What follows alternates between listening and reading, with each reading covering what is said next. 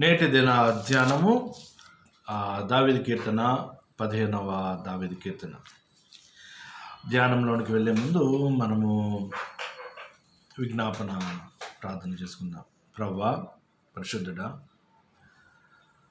మా యొక్క నోటి మాటలు, మా యొక్క హృదయ ధ్యానములు మీకు అంగీకారములుగా ఉండినట్లుగా కృప చూపించమని యేసయ్య పుణ్యనామంలో అడిగి వేడుకొనుచున్నాము తండ్రి, ఆమేన్.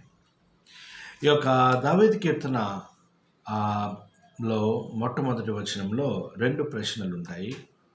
దాని తర్వాత ఆ ప్రశ్నలకు జవాబును మనం చూస్తాం. ఆ చివరి వాక్యం అంటే చివరి వచనంలో చివరి వాక్యము, దానిలో అది ముగింపు వాక్యంగా, లేకపోతే ఇట్స్ ఎ కంక్లూడింగ్ స్టేట్మెంట్, లేకపోతే దానివలన ఆ యొక్క ఉండేటటువంటి వారు ఏ విధముగా ఉంటారు అనేటువంటి స్థితిని గురించి మనం చూస్తూ ఉంటాం. ఈ యొక్క మొదటి వచనంలో 2 ప్రశ్నలు ఉన్నాయి. మొట్టమొదటి ప్రశ్న, యెహోవా నీ గుడారంలో అతిథిగా ఉండదగినటువంటి వాడెవడు? నీ పరిశుద్ధ పర్వతం మీద నివసింపదగినటువంటి వాడు ఎవడు? అయితే ఈ యొక్క వాక్యాన్ని మనం ధ్యానం చేసే ముందు ఈ యొక్క కీర్తన చాలామందికి పరిచయమైనటువంటి కీర్తన.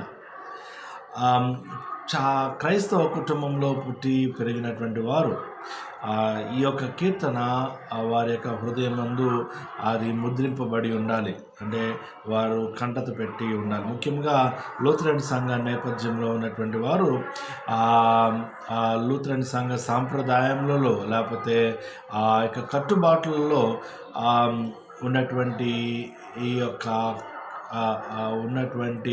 యొక్క కీర్తన, లేకపోతే ఆ యొక్క పద్ధతి ఏంటంటే, కొన్ని కీర్తనలు ఉన్నాయి. 1వ దావీదు కీర్తన, 15వ కీర్తన, 23వ దావీదు కీర్తన, 90, 91, అట్లా 119వ దావీదు కీర్తన, 18వ కీర్తనలు, ఇలాంటి కొన్ని కీర్తనలు తప్పకుండా ప్రతి లూథరన్ క్రైస్తవ సంఘంలో కుటుంబాల్లో అందరూ కూడా నేర్చుకోవాలని ఉండేది. అయితే మరి ఈ దినాల్లో మరి ఏమైందో నాకైతే తెలియదు, ఎందుకంటే నాకు అంతగా ఎక్కడ కూడా కనపడట్లేదు.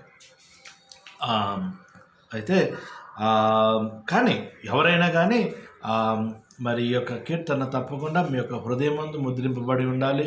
కాబట్టి నేను మిమ్మల్ని బ్రతిమాలుకొంచున్నాను, ఈ కీర్తన మీరు చదవండి, కంటత పెట్టండి. మీరు ఎల్లప్పుడూ కూడా దాన్ని మీరు ధ్యానించండి. అంటే ఇది ఏంటంటే, ఈ యొక్క కీర్తన మన యొక్క ఆత్మ పరిశీలనకు, లేకపోతే సెల్ఫ్ ఎగ్జామినేషన్కి ఇది చాలా ఉపయోగపడుతుంది. అంటే దండకము అనేది ఒక పదం ఉంటుంది. ఆ దండకంలాగా మనం ఎప్పుడు కూడా ఈ యొక్క కీర్తన చెప్పుకుంటూ ఉండాలి. ఎందుకంటే మానవుని యొక్క, లేకపోతే క్రైస్తవుని యొక్క జీవితం, క్రైస్తవుని యొక్క విశ్వాస యాత్ర, అది కేవలము యాత్ర మాత్రమే. ఈ యొక్క యాత్రలో మనకి ఒక కోడ్ ఆఫ్ కండక్ట్ ఉంది, ఒక ప్రవర్తన నియమావళి. అది ఈ యొక్క విశ్వాస యాత్రలో దేవుని యందు విశ్వాసం ఉంచినటువంటి వాడు, లేకపోతే దేవుని యందు జీవిస్తూ ఉన్నటువంటి వాడు, దేవునిలో జీవిస్తూ ఉన్నటువంటి వాడు, దేవునితో జీవిస్తూ ఉన్నటువంటి వాడికి ఈ యొక్క ప్రవర్తన నియమావళి ఆటోమేటిక్గా వస్తూ ఉంటుంది. కోడ్ ఆఫ్ కండక్ట్ అది మాటికి అనేది కాదు. ఎందుకంటే మన యొక్క జీవితం, ఈ యొక్క ప్రపంచంలో మన యొక్క జీవిత యాత్రలో మన యొక్క ప్రవర్తన యావత్తు కూడా ఏమి ప్రతిబింబిస్తూ ఉంటుందంటే, దేవుని యందు మనకున్నటువంటి, లేకపోతే దేవునితో మనకున్నటువంటి సహవాసం, ఆయనకి సన్నిధిని మనం ఎంతవరకు అనుభవిస్తున్నాము అనేటువంటి విషయాన్ని ఈ యొక్క లోకానికి తెలియజేస్తూ ఉంటుంది. కాబట్టి తర్వాత ఇంకొక విషయం ఏంటంటే, మనము నీతిగా జీవిస్తున్నాము అని అంటే, లేకపోతే ఈ యొక్క లోకము గనక అట్టి సాక్ష్యాన్ని మనకు అందజేస్తూ ఉందంటే, దానికి కారణము అది మనము కాదు, కానీ మనము యేసుక్రీస్తు వారితో, లేకపోతే యేసుక్రీస్తు వారి నందు, యేసుక్రీస్తు వారిలో మనకున్నటువంటి ఈ యొక్క సహవాసము, సహవాసం యొక్క ప్రతిబింబము తప్పించి మరేమీ కాదండి. కాబట్టి ప్రియమైనటువంటి వారులారా, ఈ యొక్క కీర్తన దయచేసి మీ యొక్క కంటత తప్పకుండా అందరూ కంటత చేయాలని చెప్పేసి నేను అడుగుతా ఉన్నాను. అయితే ధ్యానంలోనికి మనం వెళ్దాం. ఈ యొక్క మొదటి ప్రశ్న, రెండవ ప్రశ్న, యెహోవా నీ గుడారంలో అతిథిగా ఉండదగిన వాడెవడు? రెండవ ప్రశ్న, నీ పరిశుద్ధ పర్వతం మీద నివసింపదగినటువంటి వాడెవడు? మొదటి ప్రశ్నలో మనకి ఆ గుడారం కనిపిస్తుంది. రెండవ ప్రశ్నలో పరిశుద్ధ పర్వతం. ఈ యొక్క గుడారము అనేది తాత్కాలికమైనది, ఈ యొక్క పర్వతము అనేది శాశ్వతమైనటువంటిది.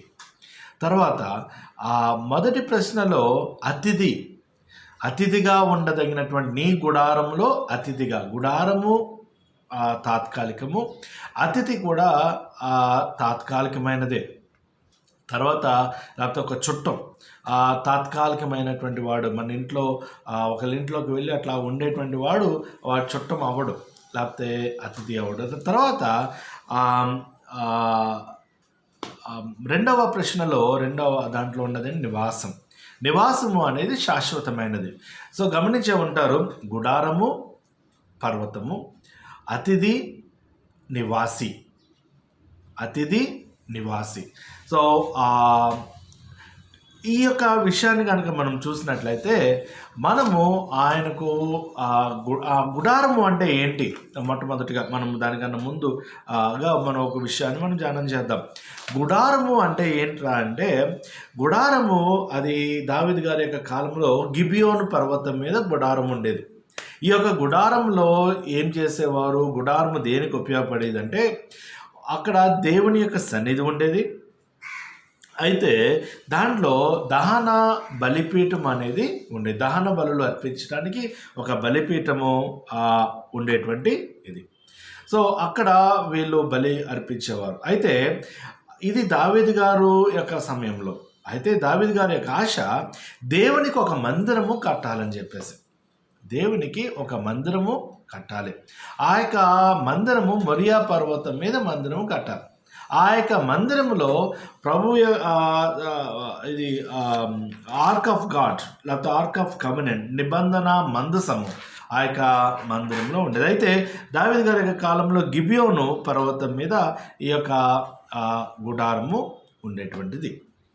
అయితే ఈ యొక్క గుడారము ఈ యొక్క క్రైస్తవుని యొక్క జీవితంలో కనుక చూసినట్లయితే, మీకా గారు రాసినటువంటి గ్రంథంలో ఒక వచనం ఉంటుంది. ఏమనుంటుందంటే, ఈ దేశము మీ విశ్రాంతి స్థలము కాదు. This is not your final resting place. ఇది మీరు ఇక్కడ ఉండటానికి కాదయా, ఇది కేవలము యాత్ర చేయటానికి మాత్రమే. మోషే గారు క్షమించండి, యాకోబు గారు అంటూ ఉంటాడు, నేను యాత్ర చేసినటువంటి దినాలు, లేకపోతే ఈ యొక్క అబ్రహాం గారి దగ్గర నుంచి మొదలుకొని ఇశ్రాయేలీయుల యొక్క పితరుడు అయినటువంటి అబ్రహాం గారి దగ్గర నుంచి మొదలుకొని మనము చూసినట్లయితే ఈ యొక్క అరణ్యంలో ఐగుప్తు నుంచి ఆ యొక్క ఇశ్రాయేలీల యొక్క ప్రజల యొక్క నిర్గమం అరణ్యము గుండా సాగుతూ ఈ యొక్క వాగ్దాన దేశం వచ్చే వరకు కూడా వారి యొక్క నివాస ప్రాంతము లేకపోతే నివాసము ఏమై ఉందంటే అది కేవలము గుడారాలు మాత్రమే. ఆ యొక్క గుడారాలు టెంట్స్ వేసుకుని వాళ్ళు దాంట్లో జీవిస్తూ ఉండేవారు. ఆ యొక్క వీరు ఎంత ధనవంతులైనప్పటికీ ఎట్లాంటి వారైనా ఆ యొక్క ఈ మనిషి లేకపోతే క్రైస్తవుడు లేకపోతే దేవుని యొక్క బిడ్డ వాడి యొక్క నివాసము చూసినప్పుడు, ఆ యొక్క గుడారాన్ని చూసినప్పుడు తనకి గుర్తు రావాల్సినటువంటి యొక్క విషయం ఏంటంటే, ఇది నేను యాత్ర చేస్తూ ఉన్నాను, ఇది నా యొక్క విశ్రాంతి స్థలము లేకపోతే కాదు. It is not my resting place. ఇది నా యొక్క నివాసము కాదు, కేవలము నేను అతిథిగా ఉండి. అయితే ఇక్కడ ఒక క్వశ్చన్ ఏంట్రా అంటే, ఈ దీంట్లో నీ గుడారములో అతిథిగా ఉండదగినటువంటి వాడెవడు? దేవుని యొక్క గుడారము, ఇది దేవుని యొక్క గుడారం. ఇక్కడ మనుషుల గుడారం గురించి మనం మాట్లాడుకున్నాం, మన యొక్క మనుషుల యొక్క జీవిత ప్రతిబింబం. అయితే దేవుని యొక్క గుడారం గురించి మనము చూసినట్లయితే, దేవుని యొక్క గుడారంలో నీ గుడారంలో అతిథిగా ఉండదగినటువంటి వాడెవడు? Who can be your guest? నీకు అతిథిగా ఉండేటువంటి వాడెవడు? అతిథిగా ఉన్నాడు. ఎవరికి అతిథిగా ఉన్నాడు వాడు? దేవునికి అతిథిగా ఉన్నటువంటి వాడు. ఇప్పుడు మామూలుగా ఒక పెద్ద మనిషికి, ఒక ఊర్లో ఒక పెద్ద మనిషికి అతిథి వచ్చాడంటే ఆ పెద్ద మనిషికి ఇచ్చేటువంటి గౌరవ సత్కారాలన్నీ కూడా ఈ యొక్క అతిథికి ఇస్తూ ఉంటారు. అయితే ఇక్కడ ప్రశ్న ఎవరికంటే దేవునికి ప్రశ్న వేస్తూ, నీ గుడారంలో అతిథి. సో దేవుని యొక్క గుడారంలో ఉన్నటువంటి ఆ యొక్క అతిథి వారికి ఉండేటువంటి ఆ యొక్క సెక్యూరిటీ కానీ, లేకపోతే వాడికి ఉండేటువంటి ఆ యొక్క భద్రత కానీ, అతను అందుకునేటువంటి సత్కారం కానీ, లేకపోతే అతను రాక నుంచి పోక వరకు కూడా, అంటే ఆ యొక్క ఆగమనము, ఆ గుడారంలోనికి ఆగమనము నుంచి నిష్గమనము వరకు కూడా అతను ఒక విధమైనటువంటి రాజు అయినటువంటి యాజక సమూహం, లేకపోతే రాజు అయినటువంటి యాజకుడుగా, లేకపోతే రాజరికముతో ఉన్నటువంటి యాజకుడుగా అతను ఉంటాడు. ఎందుకంటే మరి అది దేవాది దేవుడు సర్వశక్తిమంతుడైనటువంటి వాడికి, ఆయనకి అతిథిగా ఉన్నటువంటి వాడు. అయితే ఈ యొక్క ప్రత్యక్ష గుడారము, లేకపోతే ఈ గుడారం గురించి అంటే, ఈ గుడారం ఏంటంటే అక్కడ మనిషి లేకపోతే ఒక విశ్వాసి దేవునిని కలుసుకునేటువంటి స్థలం, ఆయనను దర్శించేటువంటి స్థలం. అది దేవుని యొక్క సన్నిధి. అది దేవుని యొక్క సన్నిధి. ఈ యొక్క దేవుని యొక్క సన్నిధానములో అతిథిగా ఉండాలి అనుకునేటువంటి వాడు ఎవరు, ఎట్లా ఉంటాడు? దాని తర్వాత రెండవ ప్రశ్న, నీ పరిశుద్ధ పర్వతం మీద నివసింపదగినటువంటి వాడు, నివసింపదగినటువంటి వాడు ఎవరు? ఈ యొక్క పరిశుద్ధ పర్వతము, లేకపోతే దేవుని యొక్క మందిరము, లేకపోతే ఇట్స్ ఏ శాశ్వతమైనటువంటి ఆ యొక్క పర్వతం, యెరూషలేములో ఉన్నటువంటి దేవుని యొక్క మందిరం, లేకపోతే ఆ యొక్క మందిరము అది శాశ్వతమైనది, దానిలో నివసించేటువంటి వాడవాడు. చూసారండి, మనము దేని కొరకు ఎదురు చూస్తూ ఉన్నాము?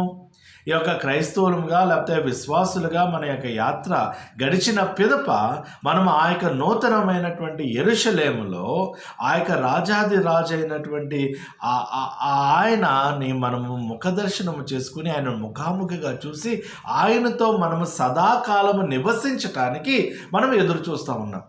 అంటే గుడారము ఈ యొక్క లోకంలో మన యొక్క జీవితం, లేకపోతే మన యొక్క యాత్ర. దేవుని యొక్క మందిరం అనేది మనం ఈ యొక్క యాత్ర ముగించిన తర్వాత సదాకాలము ఆయనతో నివసించేటువంటి ఆ యొక్క పరిశుద్ధమైనటువంటి స్థలము, అది మందిరం. అర్థమైందండి? నీ పరిశుద్ధ పర్వతం, లేకపోతే ఆ యొక్క మందిరము, లేకపోతే పర్వతం. సో కాబట్టి ఈ యొక్క రెండు ప్రశ్నలు ఒకటి ఉంది. మనము భూమి మీద ఉన్నంత కాలము పరలోక ప్రార్థన మనం చెప్పుకుంటాం. ప్రభు నేర్పించినటువంటి ప్రార్థన. ప్రభు నేర్పించినటువంటి ప్రార్థనలో ఏముండదు? నీ చిత్తము పరలోకమందు నెరవేరినట్లుగా భూమి అందును నెరవేరునుగాక. అంటే అర్థము ఏంటి?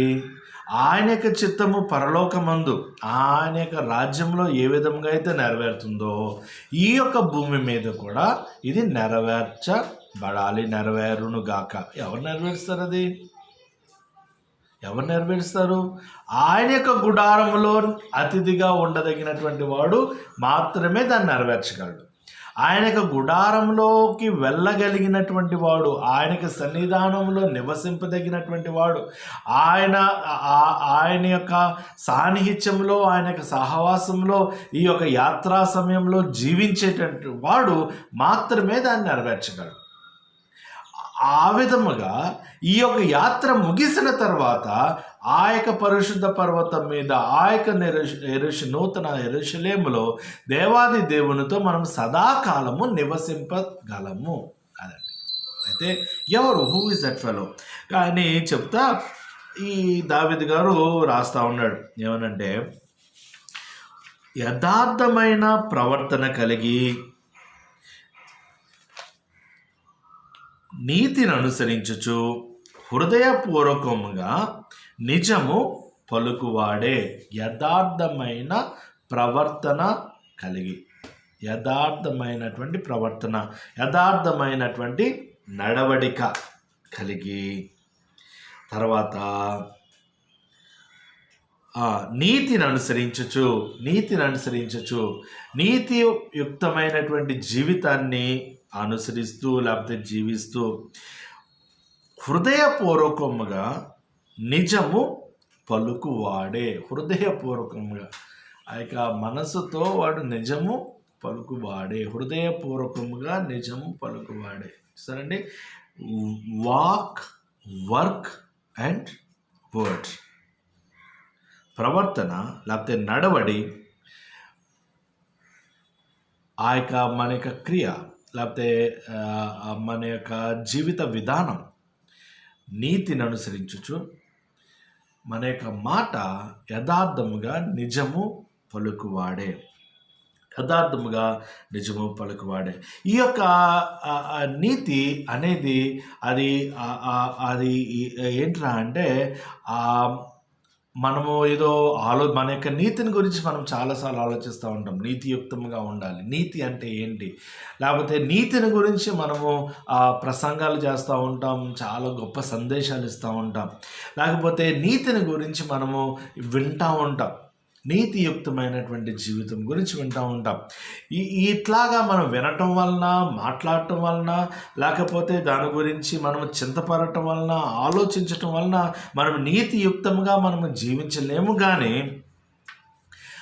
కేవలము మనలో ఉన్నటువంటి విశ్వాసము మాత్రమే, కేవలము మనలో ఉన్నటువంటి విశ్వాసము మాత్రమే మనల్ని నీతియుక్తంగా జీవించగలదు, లేకపోతే నీతివంతమైనటువంటి జీవితము మన ద్వారా ఉండగలదు, లేకపోతే మనలో ఉండగలదు.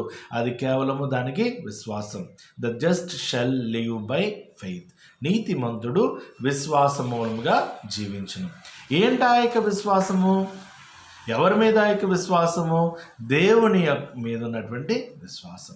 అట్టి విశ్వాసాన్ని మనం కలిగి ఉన్నప్పుడు ఆయనను మన యొక్క హృదయంలో ఆయన మనము ఇక కొరింథీయుల ఒక చోటు ఉంటుంది కదండి,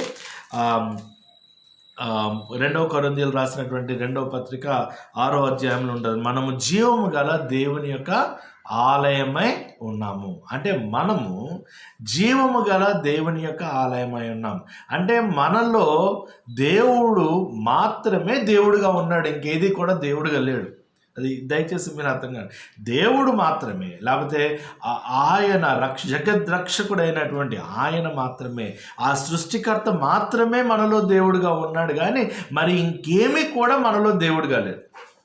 అంటే మనము చాలాసార్లు మన యొక్క జీవితాల్లో మనకి తెలియనటువంటి దేవుళ్ళు చాలామందిని మనం పెట్టుకుంటూ ఉంటాం.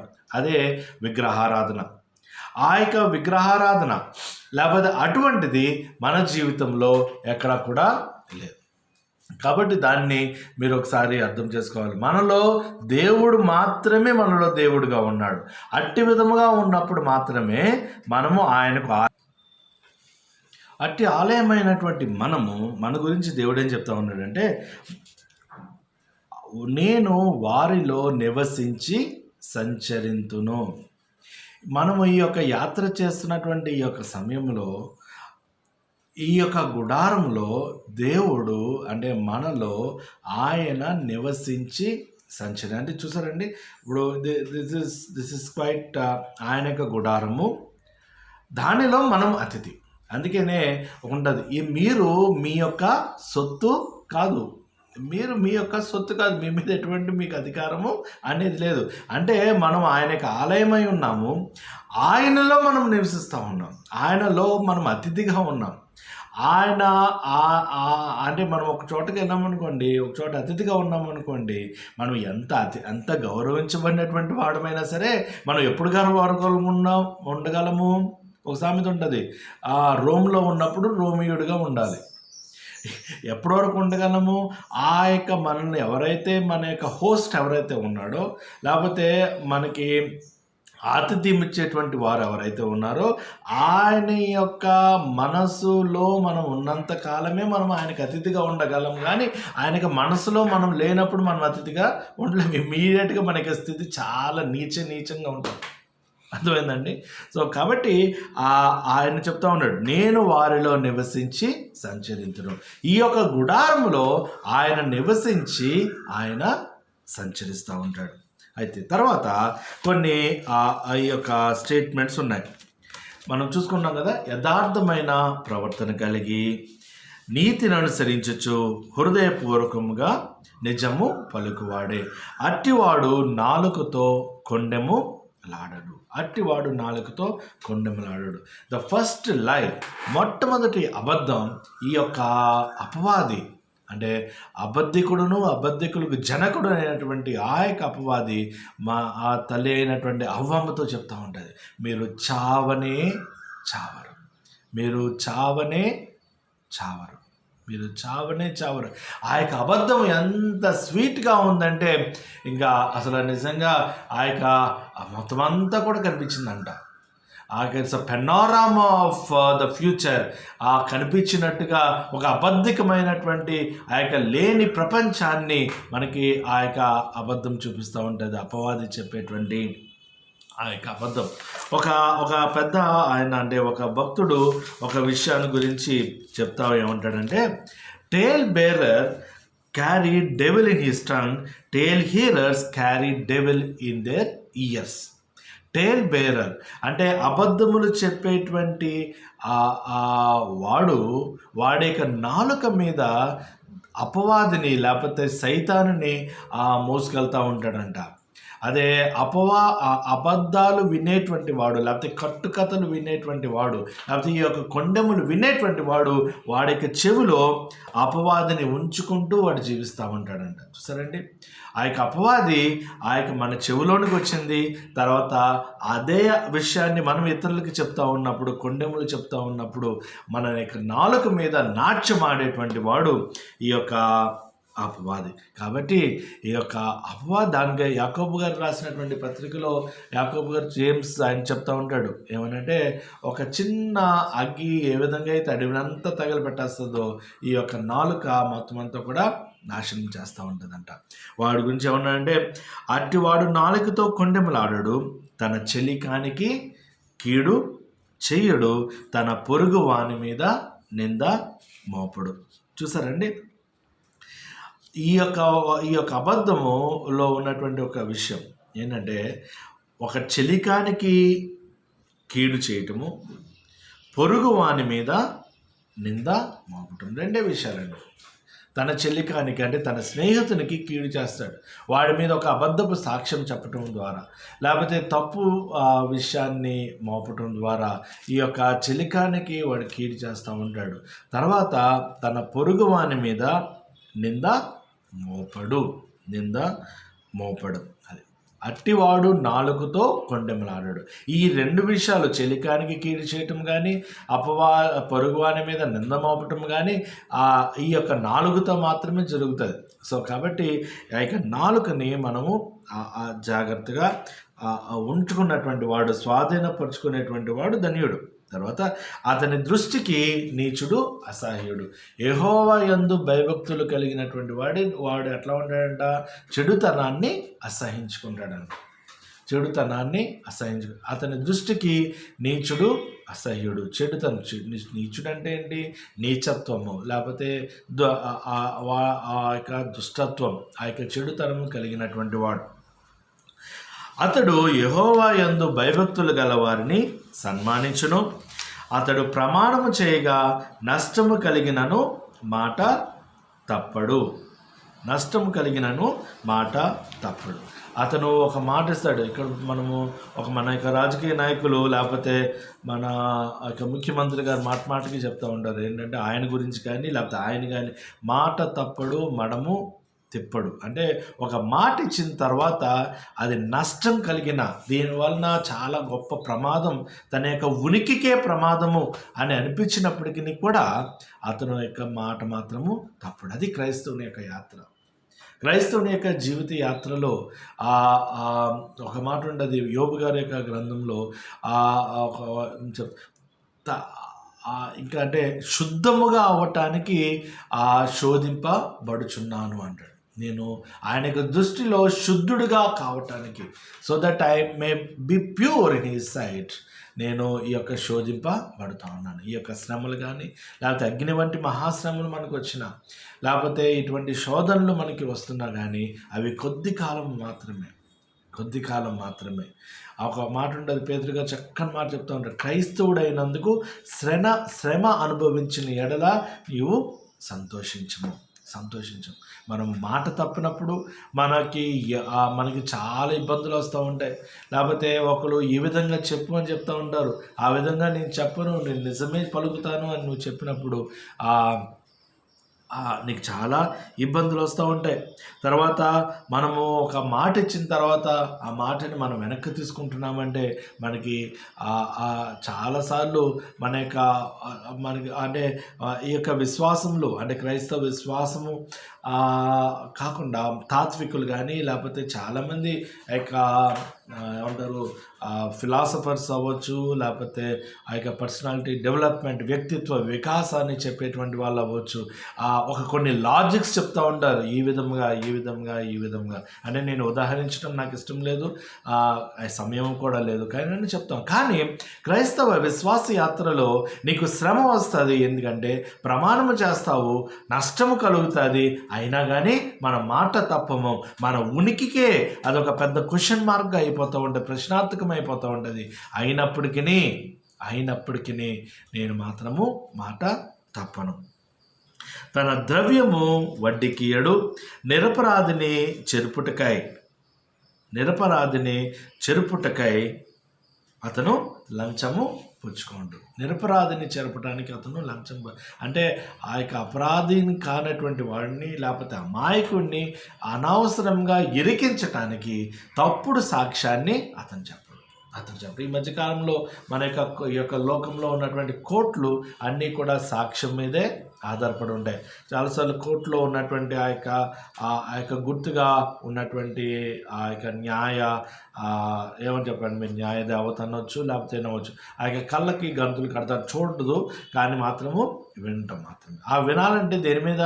సాక్ష్యం మీద ఆధారపడి ఉంటుంది. కాబట్టి చాలాసార్లు ఆ యొక్క నిరపరాధులు, అమాయకులు ఆ యొక్క ఎరుగును పడిపోవడానికి కారణం ఏంటంటే వారు మీద కోర్టులో సమర్పించబడినటువంటి తప్పుడు సాక్ష్యాలు. నిరపరాధిని చెరుపుటకై అతను లంచం. వీళ్ళందరూ సాక్ష్యాలు చెప్తూ ఉంటారు, వారికి ఏదో ఆశించి, డబ్బు అవ్వచ్చు, లేకపోతే ఏదో అవ్వచ్చు, ఏదో ఒకటి ఆశించి వాళ్ళు సాక్ష్యాన్ని చెప్తారు. వాళ్ళకి ద్రవ్యము వడ్డీకి ఇయ్యడు. తనకు ఉన్నటువంటి డబ్బు, లేకపోతే తనకి ఉన్నటువంటి ఆ యొక్క లాభాల్లో, లేకపోతే తనకు ఉన్నటువంటి మిగిలిన దాంట్లో అది దేవుని యొక్క మహిమార్థము ఎవరికైనా సహాయం చేయడానికి ఇవ్వచ్చు, లేకపోతే అది కొంతకాలము మీకు ఉపయోగపడినప్పుడు అంటే డబ్బు అండ్ వడ్డీకి ఇయ్యడు అనేటువంటి మాట దగ్గరికి వచ్చేటప్పటికి చాలా కాంప్లికేషన్స్ వస్తూ ఉంటాయి. నేను గమనించింది, నాకు వచ్చిన ప్రశ్న ఏంటంటే వడ్డీకి ఇవ్వద్దు, సరే మరి మనం బ్యాంకులో డబ్బు వేస్తున్నప్పుడు మనకు వడ్డీ వస్తుంది, మరి వడ్డీ తీసుకోవచ్చా అనేటువంటి ప్రశ్న వచ్చింది. కాబట్టి నేను ఈ యొక్క థియాలజికల్ ఆర్గ్యుమెంట్లోకి, వేదాంతపూర్వమైనటువంటి సమస్యలోకి నేను వెళ్ళదలుచుకోలేదు. అయితే ఇక నెహెమ్యా గారు యొక్క గ్రంథంలో కొంత రాస్తూ ఉంటాడు, ఈ యొక్క ధనవంతులు ఈ యొక్క పేదవారిని, ఈ రోజుల్లో మనం కూడా వింటాం కదా, కాల్ మనీ అని, లేకపోతే అధికంగా వడ్డీలు వసూలు చేయటం, అంటే వాళ్ళు ఇవ్వలేనప్పుడు వాళ్ళ దగ్గర ఉన్నటువంటి ఆస్తిని కానీ మొత్తం అంతా కూడా వాళ్ళ యొక్క చేతిలోనికి వారు తీసేసుకుంటాం, వారిని ఎక్స్‌ప్లాయిట్ చేయటం, ఈ విధంగా జరుగుతూ ఉంది. సో ఆ యొక్క కాన్సెప్ట్లో, లేకపోతే ఈ యొక్క మాట, ఆ వడ్డీ అనేటువంటి మాట వచ్చి ఉందని చెప్పేసి నేను అనుకుంటా ఉన్నాను. ఎఫ్ఎస్ఎల్కి రాసినటువంటి, మనం ముగించే ముందు ఒక మాట చదువుకుందాం. ఎఫ్ఎస్ఎల్కు రాసినటువంటి పత్రికలో ఒక 2వ అధ్యాయం, ఎఫ్ఎస్ఎల్కి రాసినటువంటి పత్రిక 2వ అధ్యాయం, దేవుడు ఆయన యొక్క రక్షణలోనికి మనల్ని పిలుచుకున్నటువంటి విధానము, లేకపోతే ఈ యొక్క లోకంలో మనం యాత్ర చేస్తూ ఉన్నప్పుడు ఆయనకి విశ్వాసులుగా మనల్ని ఆయన కాపాడుతున్నటువంటి విధానం, లేకపోతే మనల్ని అభిషేకించినటువంటి విధానము ఏంట్రా అని చూస్తే కారణం ఏంటంటే 10వ వచనంలో ఉండదు. 2వ అధ్యాయము 10వ వచనం, ఎఫెసీయులకు రాసినటువంటి పత్రిక. వాటి యందు మనము నడుచుకొనవలెనని దేవుడు ముందుగా సిద్ధపరిచిన సత్క్రియలు చేయుటకై మనము క్రీస్తు యేసునందు సృష్టించబడినటువంటి వారమై ఆయన చేసినటువంటి పని అయి ఉన్నాము. ఆయన చేసినటువంటి పని అయి ఉన్నాము. మనము నడుచుకొనవలెనని, మనము ఈ యొక్క యాత్ర చేస్తున్నటువంటి సమయంలో ఆయనకు మహిమార్థంగాను, ఆయనకు సాక్షార్థంగా మనం ఉండటానికి అపోస్తులైనటువంటి అపోస్తుల యొక్క కార్యముల గ్రంథంలో ప్రభువారు చెప్తా ఉంటారు. ఏమనంటే, అబ్బాయి నేను వెళ్ళిపోతా ఉన్నాను, నేను వెళ్తా, మీరేం బాధపడొద్దు అని యోహాను యొక్క సువార్తలో ఆయన చెప్తా. ఆ యొక్క మాట మనం చూస్తూ ఉంటాం. అయితే ప్రభు ఆయన ఆరోహణమవుతున్నటువంటి ఆ యొక్క సమయంలో ఒక మాట ఉంటుంది. ఆయనను పరిశుద్ధాత్మ మీ మీదకి వచ్చినప్పుడు మీరు శక్తి నందుదురు కనుక మీరు యెరూషలేములోను యోదయ సమరయ దేశముల అందంతట్ను బూదిగంతముల వరకును నాకు సాక్షులై ఇందురని వారితో చెప్పాను. మనం ఆయనకు సాక్షులంగా ఉండాలి. ఆయన యొక్క పనులు, అట్టి సత్క్రియలను చేయటానికి దేవుడు మనల్ని ఏర్పాటు చేసుకున్నాడు. ఆయనకు సాక్షులుగా ఉండటానికి మనల్ని ఆయన ఏర్పాటు చేసుకున్నాడు.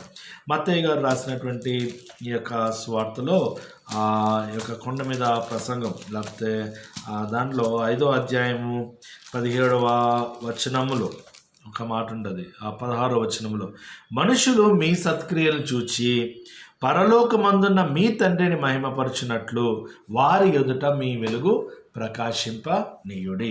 మన యొక్క సత్క్రియలు, అట్టి సత్క్రియలు కలిగినటువంటి వారము మనం యథార్థమైనటువంటి ప్రవక్తను కలిగి ఉంటాము.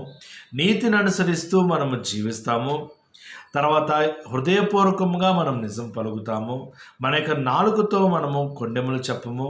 నిరపరాధిని చెరుపటానికి, మన అబద్ధ సాక్ష్యం చెప్పడానికి లంచము అనేది మనం తీసుకోము. ఆయనందు ఆయనక యెహోవాకి, లేకపోతే దేవునికి ఏదైతే అసహ్యమో ఆ యొక్క నీచత్వం అని కూడా మనము కూడా దాన్ని మనము ఉంచుకోను.